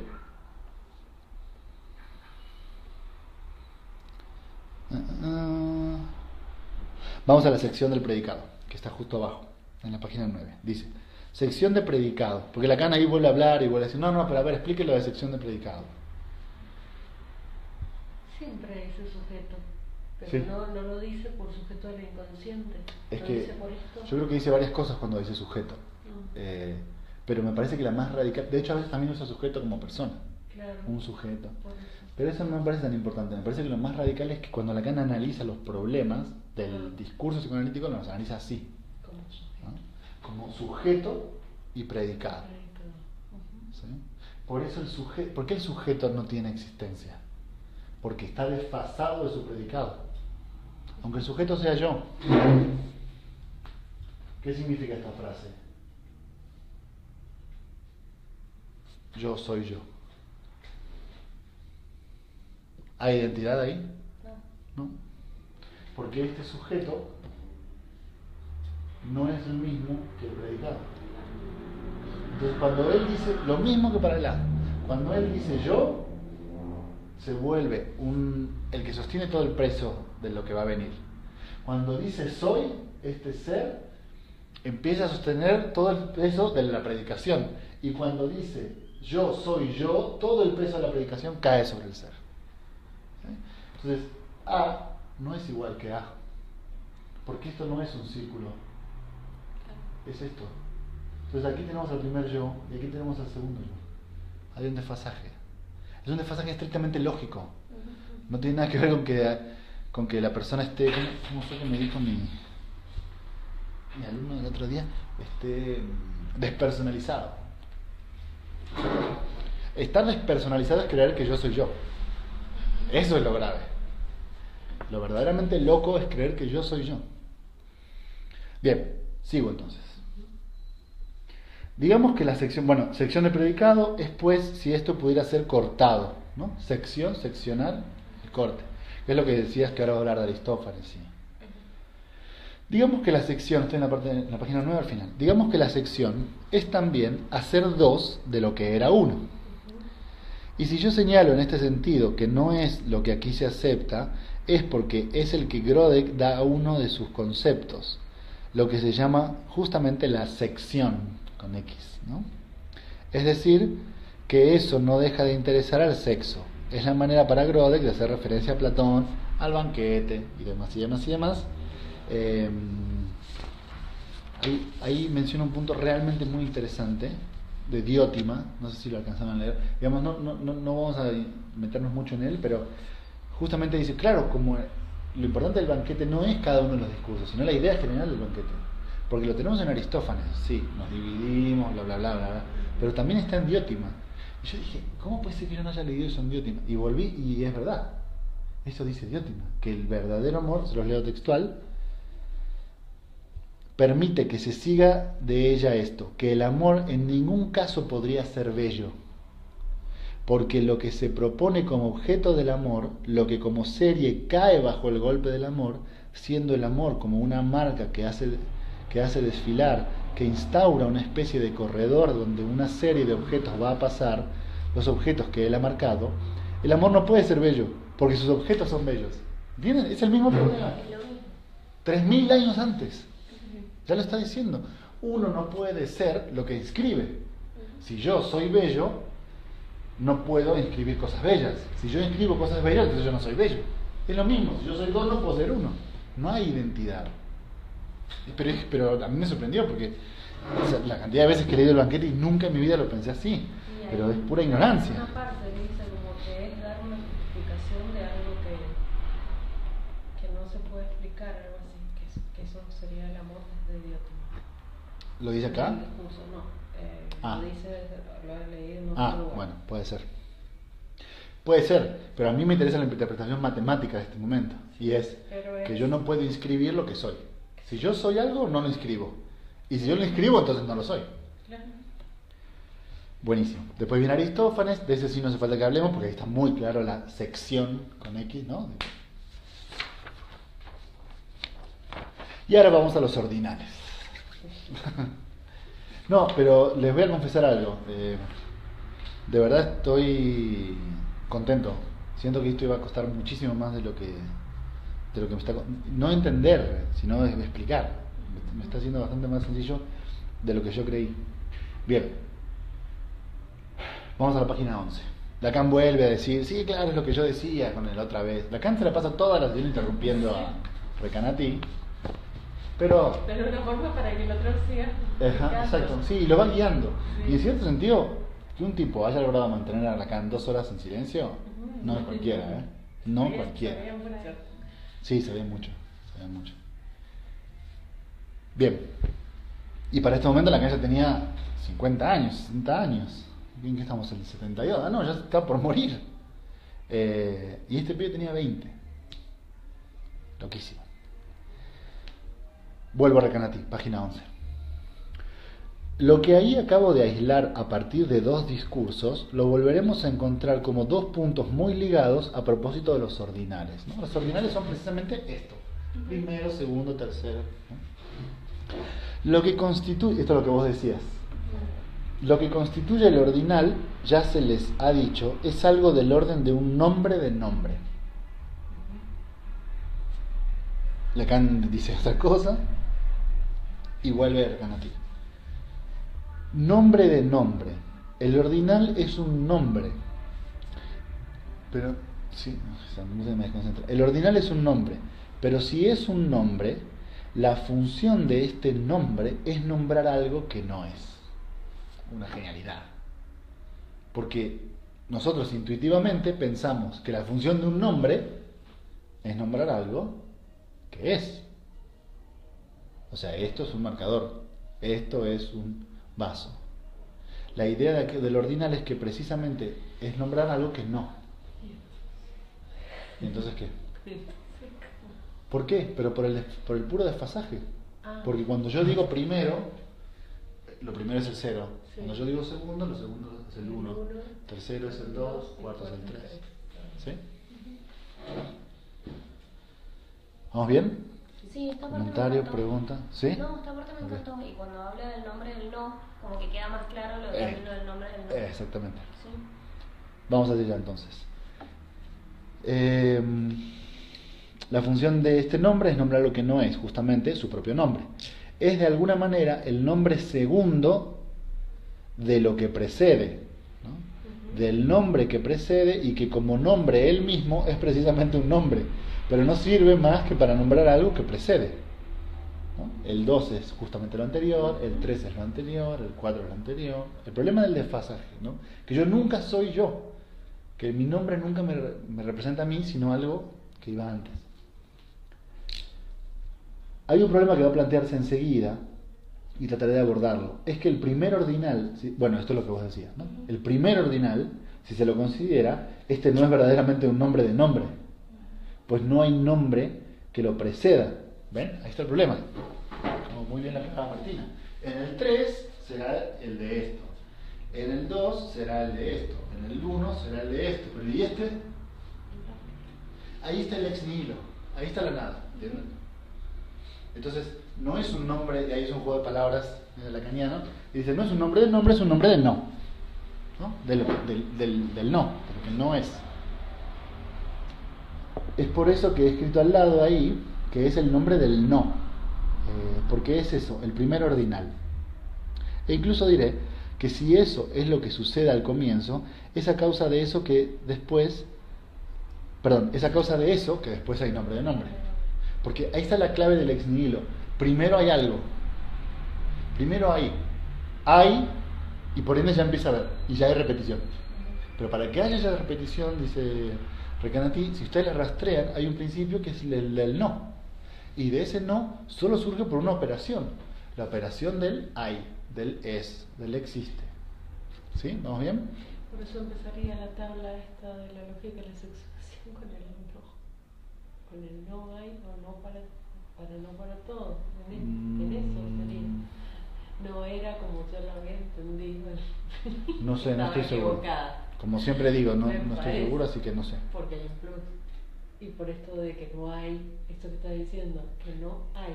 Sí, pero... Esto del ex nihilo. Pero al principio no hay. Eso es lo importante que hay que entender. Que la línea no es infinita para atrás. Es infinita para adelante. Para adelante, pero para atrás, a partir de... Llega un punto cero. Por eso.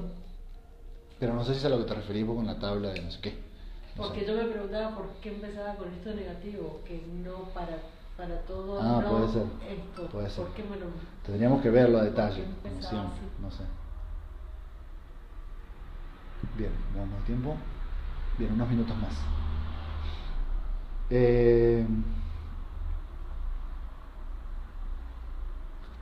Porque es eso, el primer ordinal, obviamente no es nombre de nombre, porque para que haya nombre de nombre tiene que haber primero nombre de no, algo tiene que haber sido creado, desde que se le da un nombre a lo que no lo tiene, en el sentido en que se dice de ello un poco más, y que este más que se dice va a ser necesario a él mismo no tanto reabsorberlo, sino identificarlo. Lo que se dice del conjunto siempre es un número, es algo más.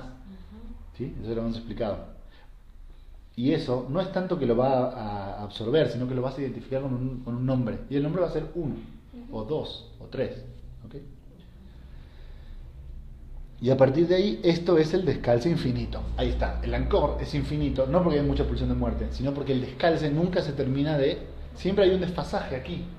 Y este desfasaje se va a mantener hasta el infinito. Por eso retorna y retorna y retorna. Esto es real en Lacan. ¿Vieron cuando Lacan dice lo real es lo que no cesa de no inscribirse? Esto es. No hay ningún cuerpo, ninguna pulsión, ningún goce por fuera del significante. Hay un descalce inicial por el hecho de que lógicamente lo que yo inscribo no es lo que yo soy. Y eso va a hacer que sea en espiral para siempre. ¿Sí? Y esa repetición infinita que no cesa de no escribirse o no cesa de escribirse, va a ser lo real. Imposible lógico. No es posible lógico, claro, pero lo dicen como, no sé, yo cuando lo descubrí por primera vez, bueno, al menos, que ustedes ya lo sabían, qué sé yo. Yo cuando lo descubrí por primera vez no lo podía creer, porque para mí siempre el imposible era lo que había quedado por fuera del significante y no se podía nombrar, y le llamaban das Ding y no sé qué más estupideces. Y claro, cuando lees a Lacan dices, no, lo imposible es imposible. Claro. No es muy difícil por fuera del significante, es que hay un descalce que no importa si el número es 3 o 150.000 millones, siempre va a estar el descalce. Siempre va a estar el descalce. Yo entendía que había un imposible lógico, no sabía cuál era. Claro, Okay. Pero lo entendía, digo, desde la lógica de algo que es imposible. Okay. Pero Ahí está. no sabía cuál era. Cuando preguntabas por el ejemplo de imposible lógico te decían cualquier cosa. ¿Tenés algún ejemplo que te hayan dicho? Porque a mí Es que iba caminando alguien y de repente se le caía una maceta y justo se moría. Ese era el imposible lógico. Buah, En clase, ¿entendés? ¿de verdad? ¿Esto es literal? En serio, si me estoy riendo por eso. Esto, así como lo explicaste vos, esto es el imposible lógico, porque estás viendo desde acá. No te pueden ¿Pero qué tiene de responder imposible lógico así. si lo ven a Macet? No te pueden, la verdad no. Sí. Pero bueno, a mí me sirve porque toda esta información yo después la uso en su contra. Exactamente, el imposible lógico se inscribe así. Es más, se lo voy a resumir a una fórmula. El imposible lógico se inscribe así. O, listo, ese es el imposible. En el 1 y en el número que quieres. Ahora, eso no va a parar justamente porque como hay un descalce, siempre sigue, pero va a seguir hasta la eternidad. Y no hay forma de dejarlo establecido. Esto es lo mismo que se decía en el par impar, cuando el del minito de que ponían menos. No, porque eso él sí podía calcularlo. Ah, claro, porque si no, no podía adivinar lo que el otro estaba pensando. Exactamente. Aquí el problema es que no importa el número que le pongas aquí o aquí, sino que siempre hay más uno. O sea, nunca hay, lo que quiero que quede clarísimo, más allá de que los demás no se entiendan, es que no hay identidad. Nunca hay identidad. Porque A siempre, o X siempre va a ser más uno o menos uno.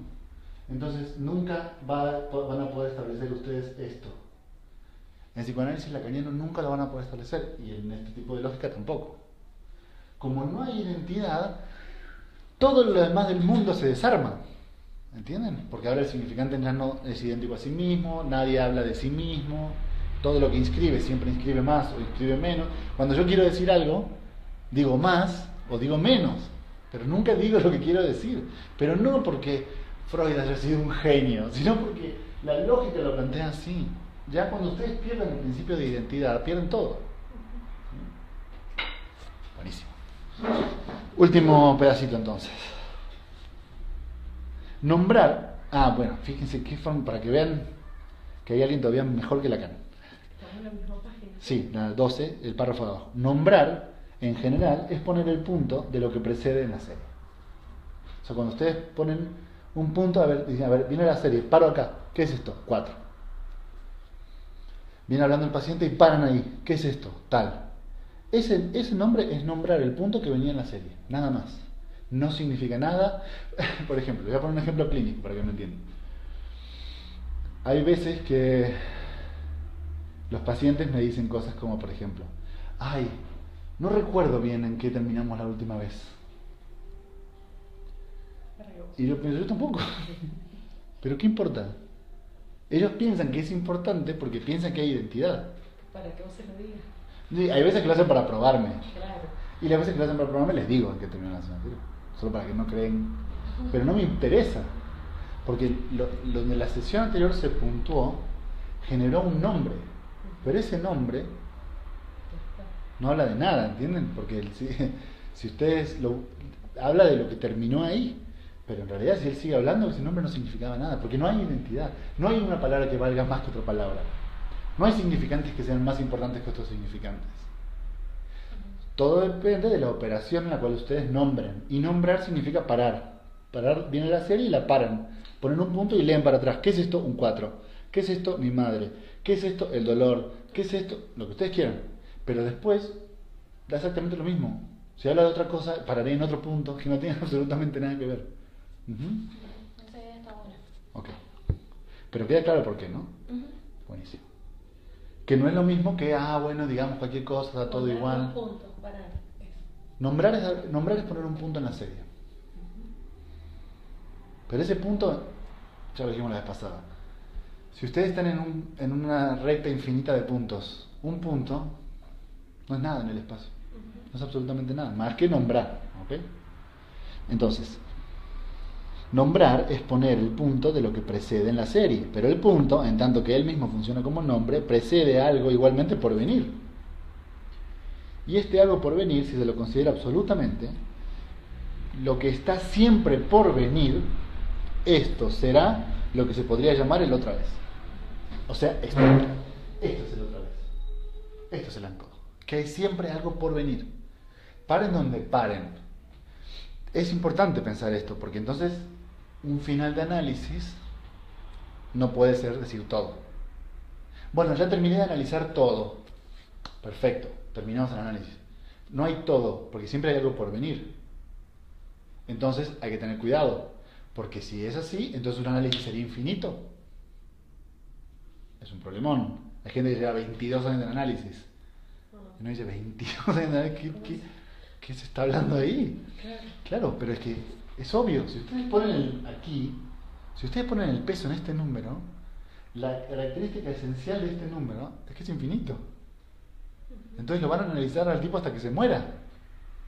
Claramente el fin de análisis no está puesto aquí, ¿no? Bueno, esperemos. Colette Soler dice que sí. Seguir, pero Colette Soler quizás no sabe que siempre hay más. O sea, nunca se va a terminar eso. Lo que yo llamo el otra vez es el índice infinito. Bien, ¿cómo vamos de tiempo? Bueno, 5 minutitos. Leo este punto y terminamos. Estoy abajo, en la 12 al final. Dice, vemos pues algo que se desprende como dos límites. El no por una parte y el otra vez. Y la ordenación es lo que pasa entre los dos. Ahí está. Entonces ahí tenemos una buenísima definición de ordenación, ¿no? Dice... Ah, bueno, esto no lo resalté, pero este es el rasgo unario. Esto es el rasgo unario. O sea, no tiene nada que ver con la madre, ni la primera vez que lo amamantaron, ni nada de esas cosas. Significa el conjunto que está hecho de uno, que en realidad es dos. Pero bueno, uno es dos, el problema de acá. Bien. Entonces, ¿me podrías leer otra vez la frase, Martina, para que yo le escriba entre el no? ¿Qué sería el rasgo unario? ¿Lo inconsciente? No. El rasgo unario es el unario y unitario en francés se dice igual. Es el conjunto en el cual lo que hay es uno. Cuando Lacan dice hay del uno, se refiere a esto. Al problema de que el uno ya tiene el error de que va a repetir siempre. O sea que cuando Lacan dice hay del uno, no se refiere a la identidad. Se refiere a que el problema ya está echado a andar. Ahora sí. Era no y... ¿Cómo era? El no por una parte y el otra vez. Ok. No y otra vez. Dice Son los Lacan dos aquí. límites. Perfecto. Son los dos límites, ¿no? ¿Y entre? Entre estos, o sea, de un lado tenemos el no, que es el cero este que estaba acá, y del otro lado el otra vez, que es va a ser infinito, siempre. que va a seguir siendo, exactamente. Lo que nosotros tenemos en el medio es ¿Ordenación? la ordenación. Ay, perdón. Sí, y la ordenación es lo que pasa entre los dos. Ahí está. Recuerden que el texto de Hernández llama predicación y ordenación. Entonces la predicación es la fuerza en la cual el predicado deposita todo su peso sobre el ser, y la ordenación es lo que sucede entre el no inicial del cero y el siempre constante otra vez. Todo lo que hay en el medio es ordenación. ¿Sí? Termino entonces con esta parte. Es decir, lo que va a interesarme es la relación entre los dos, lo que puede ser interesante. Lo que él quiere saber es cuál es la relación de ordenación entre el no y el otra vez. Termino con esto. Estoy en la 13, perdón. El sistema de la nominación en general es la envoltura de un imposible de partida. Ya está desde el vamos. Eso es lo que hay que entender. Está desde el vamos. Envoltura que, en esta relación con lo imposible, no se sostiene más que del otra vez como índice de esta trascendencia de lo imposible, porque por relación a toda envoltura.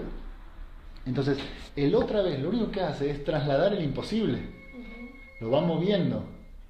Y cada vez que lo traslada, inscribe posiblemente el anterior. ¿Sí? Lo único que ustedes hacen es mover el imposible, desfasar el imposible, echarlo para adelante. Pero ese para adelante es infinito, y a medida que lo van haciendo, van inscribiendo el número de atrás. ¿Sí? El sistema de nominación es justamente eso, una envoltura de lo imposible. Es decir, cuando ustedes escuchan la fuerza de lo que está diciendo, ¿no? Que el sistema de nominación es decir, que todo lo que ustedes nombran, todo lo que puede ser nombrado, todo el lenguaje, es una forma de envoltura de un imposible. Y el imposible es que yo nunca soy lo que termino por nombrar. O sea, nunca soy lo que soy nombrado y nunca soy, siempre soy hacia atrás. ¿Entienden? Yo era el 2, yo era el 3, yo era Juan, yo era Martina, siempre hacia atrás. Y eso está envuelto en la nominación. El hecho de decir cosas, de poner nombres a las cosas. Bueno, ¿alguna duda? No. ¿Comentario? ¿Pregunta? No. No, me pareció una muy buena clase. Buenísimo, me alegro. Miren, a este ritmo tan perfecto que estamos alcanzando, la próxima terminamos con la clase 2 y volvemos a Lacan. ¿Sí? Si puedo encontrar la lógica de Port Royal, se las mando. Si no, no las mando. Y si alguien me consigue. Me lo mandás por mensaje cómo se escribe, ¿Sí? si yo le pregunto a Ah, esas chicas de buenísimo. España por las dudas. Genial. Bueno, pues muchas gracias a todos los que nos acompañaron, gracias a ustedes, nos vemos dentro de 15.